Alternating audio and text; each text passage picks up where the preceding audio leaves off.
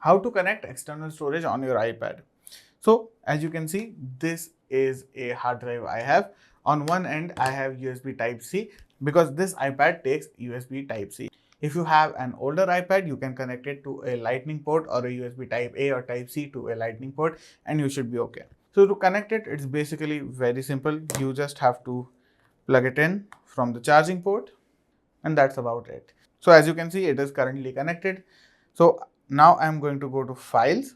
To go to files, I can just search it with Spotlight or go to apps over here and then go to, as you can see, we have files.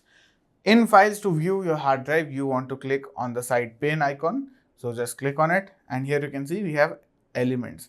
So elements is basically this hard drive. So that is my external storage.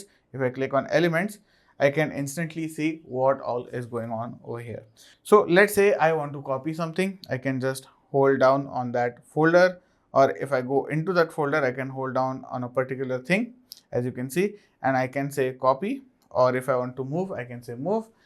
Then I want to go back to this icon, your side pane icon, click on that, go to on my iPad, and here if you want, you can create a new folder.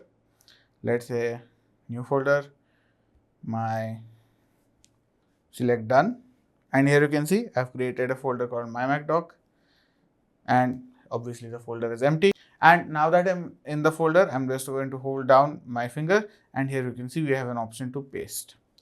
And that is how I've just copied whatever stuff I need from this external drive to my iPad. And that's about it. That's how easy it is. Hopefully this video has been helpful to you guys. If it has been, make sure to like, share and subscribe. See you in the next video.